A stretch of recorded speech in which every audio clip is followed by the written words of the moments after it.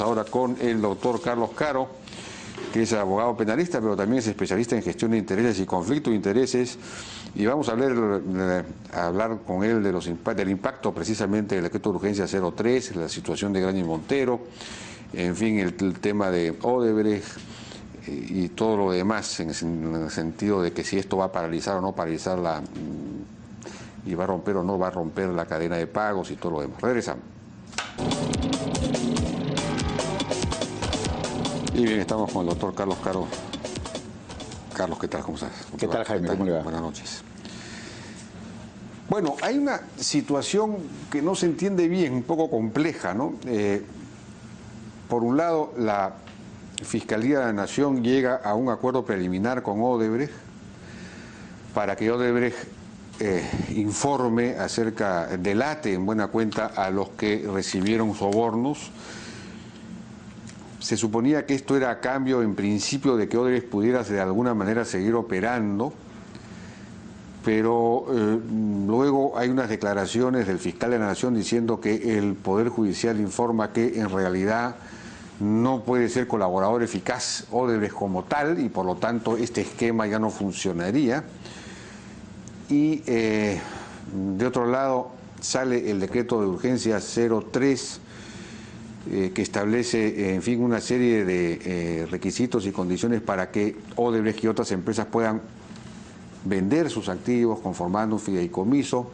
Entra la SUNAT embargando, en fin, sale Odebrecht diciendo que no puede entonces ya pagar a proveedores y deudas porque ha sido embargada y porque tiene las cuentas congeladas. La Fiscalía actúa, la Procuraduría por su lado pide que, en fin, sean enjuiciados también Jorge Barata, José Graña Miro Quesada, de Graña y Montero. Parece haber un gran desorden, es decir, no hay una estrategia común, única del Estado peruano en todo esto. ¿Cómo ve el asunto? ¿Qué es lo que está pasando?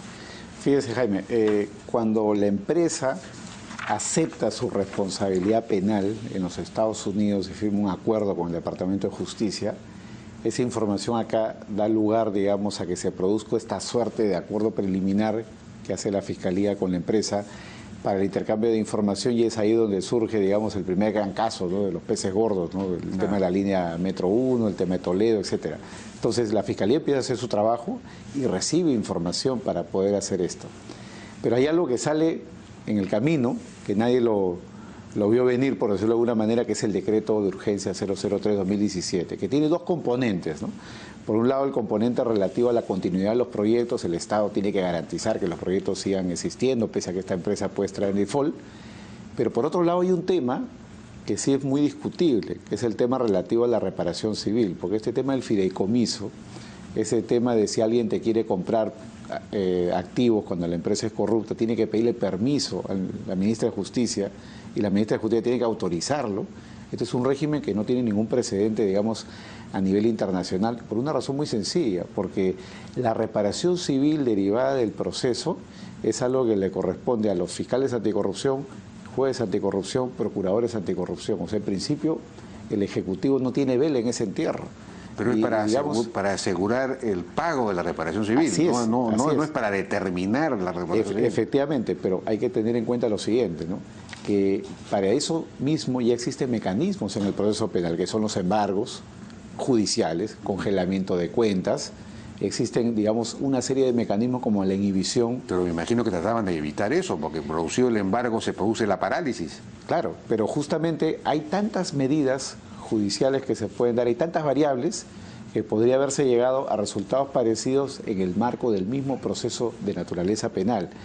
Y esto, digamos, ha generado que exista, digamos, distintas melodías, distintas velocidades en los procesos, porque por un lado están los casos anticorrupción, donde por un lado la procuradora dice que el daño es incalculable y por lo tanto ya no puede negociar con la empresa. El fiscal tiene una investigación un poco paralizada, porque claro, la empresa ya no va a contribuir más si es que va a entrar en default.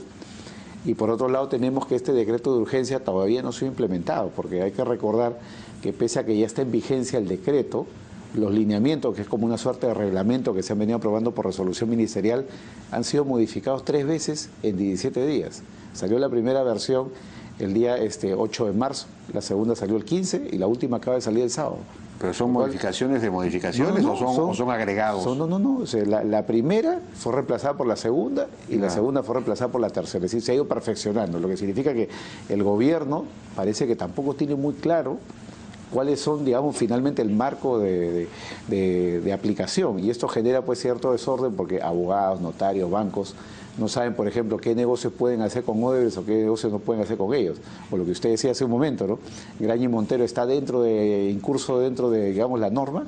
Yo pienso que no también, porque la norma solamente se aplica para aquellos que han aceptado responsabilidades de naturaleza penal o ya han sido condenados como tales, que no es el caso de Graña y Montero. Pero según los propios lineamientos... Graña y Montero sí puede contratar con el Estado.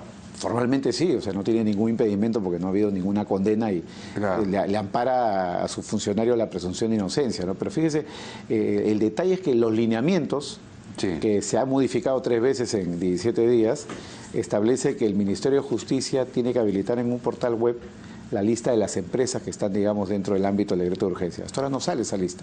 Y es eso lo que genera cierta inseguridad jurídica a nivel de los bancos, a nivel de los notarios, a nivel de los abogados, que, digamos, sienten un poco paralizada la posibilidad de poder realizar negocios hasta que esa lista no esté digamos... Esa es la lista que está incursa dentro del decreto de urgencia. Claro. Es aquella que esas empresas que cuando quieren vender activos van a tener que someterse a este proceso. Exactamente, ¿no? Entonces, eso no se sabe entonces cuáles son, pero ya se sabe que eso, por lo menos eso debe. Claro, eso debe, lo sabemos porque ellos ya han reconocido, digamos, a nivel internacional esto. Claro, lo que pasa es que Odebrecht es una marca que tiene un montón de empresas a la vez. Entonces, la pregunta es, ¿cuál de todas esas empresas, que pueden ser 20 o 30 acá en el Perú, van a estar dentro de digamos, el decreto de urgencia? Todas, algunas, ninguna. De repente hay algunas que corresponden a proyectos que ya se han iniciado, se han ejecutado y ya terminaron, digamos, el proceso, digamos, de contratación con el Estado, se ha ejecutado la obra, pero hay siempre determinados aspectos colaterales de un contrato que pueden quedar, digamos, en vía de ejecución, ¿no? Entonces, esa seguridad jurídica la tiene que dar la lista una vez que sea publicada, ¿no? Y eso va muy de la mano, Jaime, con algo que ha venido impulsando la Comisión de Alto Nivel Anticorrupción, que es el tema famoso de la responsabilidad penal empresarial, ¿no? Porque hay que recordar que se aprobó el año pasado la ley 30.424, se modificó este año para ampliarla a delitos de corrupción, lavado de activos, y la ley con sus modificaciones va a entrar en vigencia el otro año. Pero es para la corrupción internacional, ¿no? No, se amplió justamente a este año para incorporar también los casos de corrupción doméstica y lavado de activos. Con lo cual, a cualquier empresa que cometa estos delitos. Así es, dentro del Perú, ¿no? Lavado de activos o corrupción dentro del Perú, va a podérsele aplicar esta forma de responsabilidad. Y esto lo impulsó la CAN, hizo un muy buen trabajo ahí. Es decir, la Comisión Anticorrupción. La Comisión de Alto Nivel Anticorrupción, ¿no? Que ahora ya tiene además un plan de integridad que se va a discutir a nivel de la PCM para aplicarlo, digamos, a todos los ámbitos del Estado, del gobierno. La ley va a entrar en vigencia el próximo año, ¿no? Entonces, en 9 meses, ¿no? Entonces, las empresas tienen que prepararse para la aplicación de esta ley por 2 motivos. Uno, para evitar el abuso, porque acá en el Perú es fácil, pues, denunciar al vecino, denunciar a la empresa de la competencia, decir, te incursa en acto de corrupción o lavado, ya te manchan el nombre, digamos, te someten a un proceso penal, etcétera, etcétera. Eso tiene que haber capacitación para que esto se comprenda bien. Y por otro lado... ¿Capacitación en dónde? ¿En las empresas? Capacitación a nivel de las empresas, pero también a nivel de los jueces y los fiscales, para evitar los abusos, ¿no? Claro. Incluso la policía, ¿no? Para evitar el abuso, digamos, que pueda haber por algunas malas prácticas de algunos funcionarios de estas entidades, ¿no? Pero por otro lado está el tema de lo que justamente habla el plan de integridad, ¿no? Que es el tema del compliance, finalmente, porque tanto el gobierno, los entes gubernamentales como las empresas tienen que crear sus modelos de prevención para poder trabajar en el ámbito de lo que es la prevención de este tema de corrupción, ¿no? Es decir, evitar que hayan, pues, dentro de las empresas estas divisiones de operaciones estructuradas o lo que se le pueda parecer, a fin de evitar este tipo de prácticas y no llegar, digamos, a la aplicación de la ley, ¿no? Bueno, hay metodologías para eso, ¿no? Para, digamos, estas oficinas de integridad, de evaluaciones de riesgos, digamos, evalúan qué riesgos hay de que pueda haber corrupción o no y cosas de ese tipo en una empresa. Efectivamente, esto lo tienen muy trabajado, por ejemplo, los bancos en lo que es materia de prevención de lavado de activos, ¿no? Sistema de cumplimiento, mapeo de riesgos, ¿no? ¿Cuáles son los de riesgo, mapeo claro. de riesgo, ¿no? Y esto se puede llevar, digamos, como metodología al ámbito de lo que es la corrupción también. Claro. Y es lo que se está realizando y las Big Four, ¿no? Las grandes auditoras, abogados, empresas, están vendiendo el producto Y quizás a las empresas, ¿no? Quizás en el propio Estado debería hacerse lo mismo, ¿no? Así es. Hay que recordar que la Comisión de Integridad Presidencial acogió la propuesta de incorporar la lógica de los programas de prevención a nivel del Estado. El Estado, digamos, poner una barrera también frente a la corrupción, ¿no? Poniendo las reglas a sus funcionarios para prevenir las prácticas corruptas, ¿no? Ahora, regresando rápidamente a lo que planteábamos al principio, no hay manera de desarrollar una estrategia integrada, ¿no?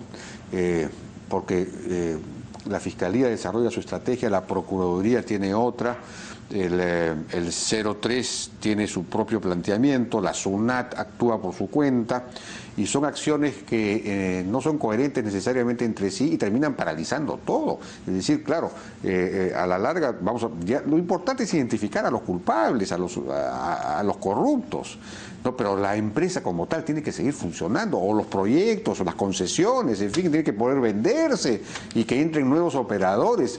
No paralizar las cosas, es decir, no podemos actuar finamente, tenemos que actuar siempre de manera tan burda que terminamos por atrapar una mosca, matamos todo. Sí, fíjese, Jaime, yo estoy totalmente de acuerdo con lo que usted señala, ¿no? El mejor ejemplo es lo que ha pasado en Estados Unidos. El Departamento de Justicia ha sancionado por años a multinacionales, ha sancionado a la Volkswagen, ha sancionado a Siemens, ha sancionado ahora a Odebrecht con 3.500 millones de dólares, y la empresa en estos países siguen operando. Sí, pues. No es un borrón y cuenta nueva, hay una sanción y hay una responsabilidad para quienes correspondan, ¿no? Pero, digamos, lo que no se puede hacer es matar el negocio. Claro, si el negocio ya no genera más, la empresa ya no tiene nuevos proyectos, ya decaerá, saldrá del mercado, pero no por un ahogamiento, digamos, por parte del Estado, ¿no? Pero es que no hay pues digamos, un escenario, un espacio institucional que permita la coordinación para llegar a una estrategia única. Yo no sé, el Consejo de Estado, que en realidad no es constitucional, podría ser un ámbito, pero en fin, nadie toma el liderazgo, ¿no? Claro, yo lo que pienso es que se tienen que crear esos espacios, digamos, de coordinación interinstitucional para este tipo de casos que no solamente tienen un impacto jurídico en el sentido de delitos, sanciones, sino también tienen un impacto económico, porque hay una serie de personas inocentes metidas al medio, trabajadores, proveedores, digamos, pequeños empresarios que han prestado servicios y que no se les está pagando, ¿no? Sí, pues, porque no puede ser, está el decreto, están estas normas que tendrían en verdad que facilitar, digamos, esto para que no se vean perjudicados los terceros, ¿no? Hay una responsabilidad del gobierno muy grande. Y de hecho, Jaime, yo mencionaba hace un momento de que en la vía judicial esto sí está previsto, porque las normas, digamos, en materia de embargos, incautaciones, tienen reglas muy precisas, ¿no?, para custodiar los derechos de los terceros inocentes, que pueden ser accionistas incluso, un accionista pues que ha invertido su plata en la bolsa, ¿no?, porque tiene que sentirse perjudicado inmediatamente por ese tipo de reglas específicas. O por ejemplo un proveedor, por ejemplo los trabajadores, ¿no?, que son, digamos, la parte, por decirlo de alguna manera, más débil, digamos, de la cadena de proveedores, ¿no? Bien, Carlos Caro, doctor Caro, muchas gracias por su participación en la hora N. Con esto nosotros ya nos despedimos, pero no se vayan porque ahora viene Noticias a las 10 con Valerie Vázquez de Velasco. Buenas noches.